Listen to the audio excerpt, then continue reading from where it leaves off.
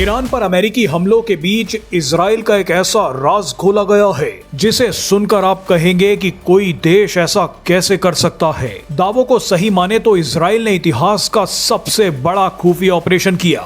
हालांकि ये ऑपरेशन आधा सफल हुआ और आधा फेल, लेकिन इसके बावजूद इसे सीक्रेट ऑपरेशंस की किताब में सबसे ऊपर लिखा जाएगा। इजराइल के एक ऐसे एजेंट का नाम बताया गया है जिसने कई देशों में टेंशन पैदा कर दी है। अमेरिकी सरकार के अधिकारियों ने द न्यूयॉर्क टाइम्स अखबार को एक सीक्रेट जानकारी दी, जिसके बाद बवाल मच गया। दावे के मुताबिक इजराइल ने ईरान में एक एजेंट बनाया। वो एजेंट कोई और नहीं बल्कि ईरान के पूर्व राष्ट्रपति महमूद अहमदी नेजाद थे। यानी ईरान में इजराइल का सबसे बड़ा एजेंट ईरान का ही पूर्व राष्ट्रपति निकला।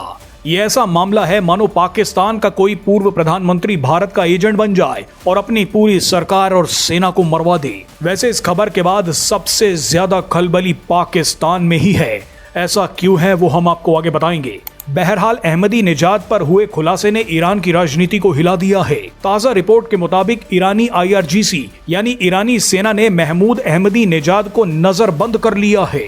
इजराइल इस कोशिश में था कि वो किसी तरह से महमूद अहमदी नेजाद को दोबारा ईरान का राष्ट्रपति बनवा दे, लेकिन शायद महमूद अहमदी नेजाद से कोई गलती हो गई और वो शक के घेरे में आ गए। अगर ये ऑपरेशन 100% सफल हो जाता तो इजराइल ईरान में महमूद अहमदी नेजाद को दोबारा राष्ट्रपति बनवा देता। ये ऑपरेशन इजराइल के लिए कितना जरूरी था इसका अंदाजा आप इसी बात से लगा सकते हैं कि मोसाद के पूर्व प्रमुख डेविड बार्निया खुद 2024 में अहमदी नेजाद से मिलने हंगरी की राजधानी बुडापेस्ट पहुंचे थे।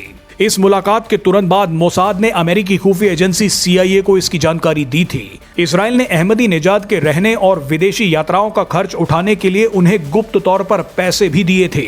इसके बाद जून 2025 में अहमदी नेजाद दोबारा बुडापेस्ट पहुंचे। अहमदी नेजाद 2 बार अपने बॉडीगार्ड्स को चकमा देकर गायब हुए और इजरायली एजेंट्स के साथ लंबी बैठकें की। इस खबर ने कई देशों में बवाल पैदा कर दिया है, खासतौर पर पाकिस्तान में। एक्सपर्ट्स के मुताबिक जिन देशों में कट्टर इस्लामिक सरकार है वो सबसे ज्यादा डरी हुई हैं।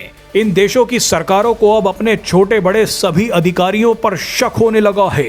जब एक देश का पूर्व राष्ट्रपति ही इजराइल का एसेट निकला तो आप सोचिए कि विश्वास किस पर किया जाए।